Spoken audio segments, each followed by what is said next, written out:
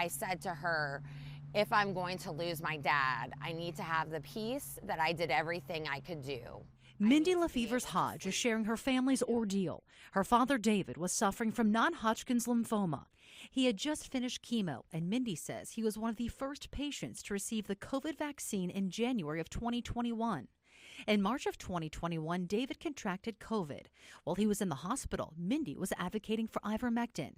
She says a doctor prescribed ivermectin when she had COVID. But literally after the first dose, I felt so much better. So what is ivermectin? It's actually considered a wonder drug. The person who made it actually got a Nobel Peace Prize for it in 2015. According to Chest Journal, a peer-reviewed medical journal, ivermectin was developed in the late 1970s to treat parasitic infections. Originally, it was used in veterinary medicine, but was found to safely treat parasitic illnesses in humans, like scabies, worms, and river blindness. Chest Journal also reported 3.7 billion doses of ivermectin have been distributed globally over the past 30 years for humans. The World Health Organization names ivermectin on its essential medicines list. So for Mindy, her frustration only grew that her father was being denied ivermectin in a local hospital. Not until day 6, when he was being transferred to ICU, did a doctor agree to try ivermectin. He should not have lived, and he was going downhill every single day until the ivermectin started and we started seeing improvement. Dr. John Littell says Mindy's family story is far too familiar.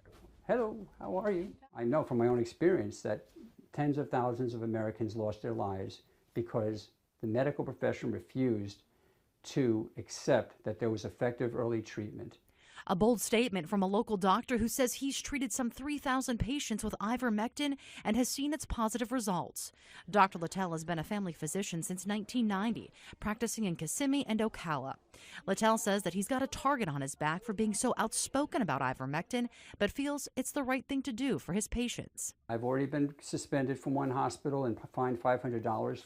The bottom line is hospitals are not allowing us to provide optimal care. One of Dr. Littell's patients, Stacy Morales, a recently retired nurse, got COVID last summer.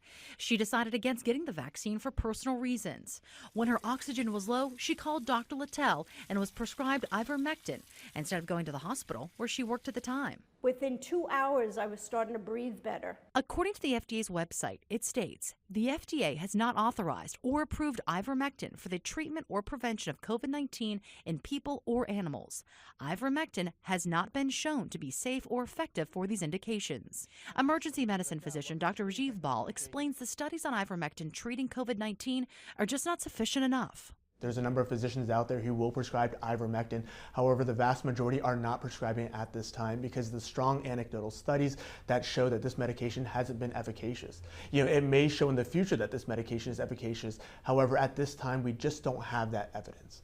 Congressman Neil Dunn represents Florida's 2nd Congressional District and was the former chief of staff at Gulf Coast Hospital. He wrote an op-ed in the Sun Sentinel in October of 2021, noting several studies out of India, Mexico, and Argentina that found ivermectin was working when treating COVID-19. There's in excess of 30 studies in the literature, 20 of them randomized controlled studies that prospective studies that show benefit with ivermectin. So to say that there's no evidence for this drug at this point is to willfully just be ignorant of the true literature. Dunn says ivermectin has become political, and the patients are the ones suffering. He encourages healthcare professionals like Dr. Littell to share their experience with ivermectin. We have a secret society of doctors anymore who really get it. It's time that they were able to come out of the closet and be real docs and be real advocates for their patients. Meredith McDonough, WESH 2 News.